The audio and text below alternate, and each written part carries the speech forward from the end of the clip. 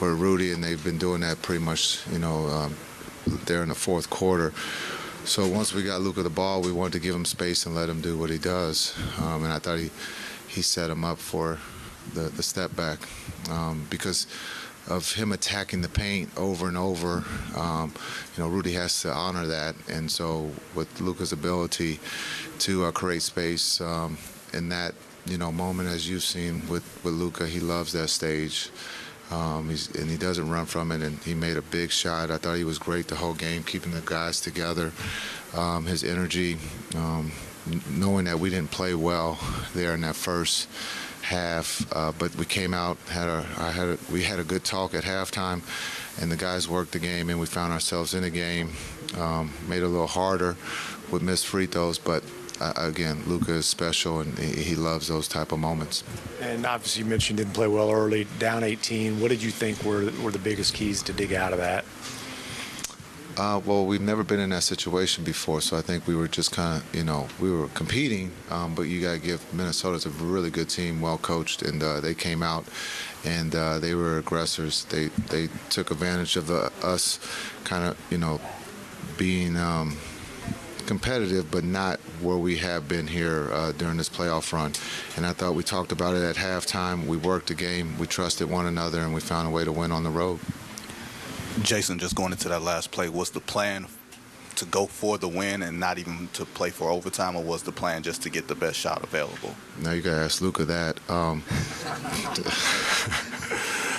The play was to get Luka the ball and let Luka do what Luka does in those moments. And that's, if he has trust with his teammates, if they were going to come and hit him, he knew who he was going to find to knock down a shot. We talked about taking a two. We're only down two.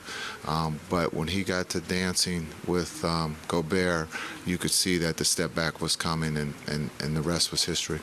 You guys were down 5, I think, with 1:29 left. The poise, the focus, like there was no panic. It didn't seem like in those last moments that challenge was pretty big. To just speak to how you guys are ready to handle these moments on the road in this environment. Yeah, great question and great observation. I think just the trust and calmness of the group. We could have easily just got on the bus and went home after Kai missed the 2 free throws. But again, our defense, we believe in our defense. We got stops.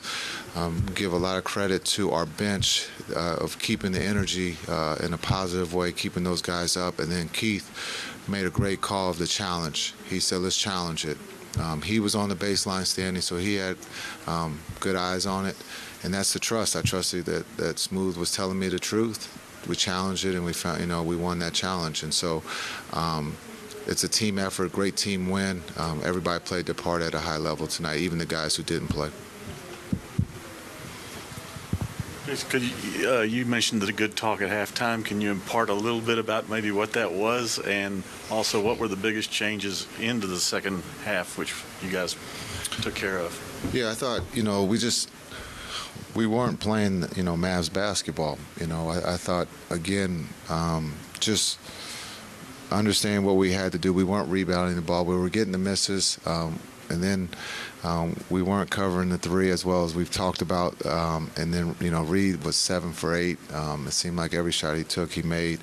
But I thought the group responded to the conversation that we had at halftime. And it's hard to win on the road, but it's even harder to win in the playoffs. And that group responded. Just understand they worked the game. We knew we couldn't get it all back in one shot. So it was a great job of just executing the game and finding a way to win on the road. And also the play of Gafford and Lively. I mean, they shooting almost 90% and then get you 30 and 14. It's a good tandem. I thought Gaff was a lot better tonight. D-Live has been D-Live. He's playing well. Again, for a young man who's a rookie playing late in the playoffs, the trust that his teammates have with him on the floor, on the offensive end and the defensive end, has shown. And he's he's going to be a special one as his journey continues. But our bigs were really good tonight. You said it felt like Naz Reid made every shot. Did you hold your breath as the last shot went through the air? Well, I said they found a hot guy. I was like, damn. A hell of a play, great look. The ball just bounced our way, so we got lucky. With Luka, you talk a lot about not taking him for granted. When you see this, probably as much as anybody, you see practice, you see all his games, you see all of this. Is it hard for you sometimes? Do you have to remind yourself, just personally, not to take him for granted? Oh, I'm not taking him for granted. Just understanding who he is and what he's about. He's special, and I said that since I've been here. He loves the moment. He's not afraid of the moment. One of the plays that I thought was big was a reversal of him coming up with an offensive tip to Kai, where Kai has done that with the offensive tip in Oklahoma series, with the tip to Luka for 3. It was like role reversal. I think Kai just missed it, but it was just, he's trying to do everything, all the little plays on the defensive end and the offensive end, and he can carry that load, and he's doing that for us right now. Even with the rare occurrence from Kai missing those free throws, the backcourt still facilitated and made sure that everyone stayed grounded. What was the emphasis of your call, gameplay, and everything like that? Yeah, we were, it was kind of role reversal. Luka was going early, Kai, so we wanted to get him out early.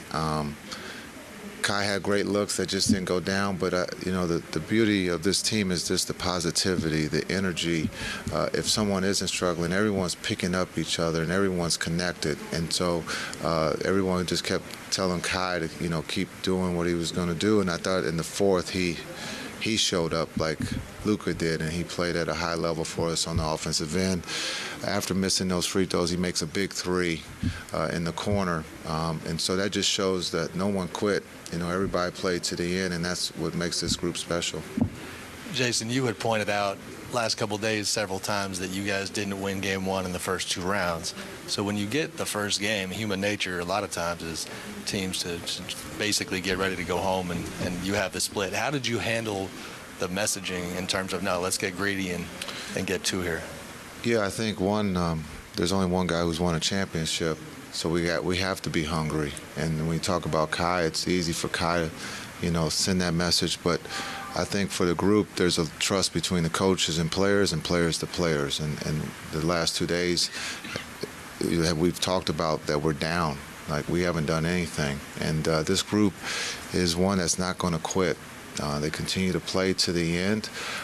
Even if we ended up losing this game, it's about playing the game the right way for 48 minutes, and that's what we've done here of late, and that's what we truly believe in. And so it's been fun to be around these guys. These guys have a lot of fun, but when it comes to work, they're trying to do their job at a high level, and everyone concentrates on Luka and Kai, but the role players do their part and are embraced by the stars, and that's what, again, makes this team special. Yeah, he can come. You need to talk to him.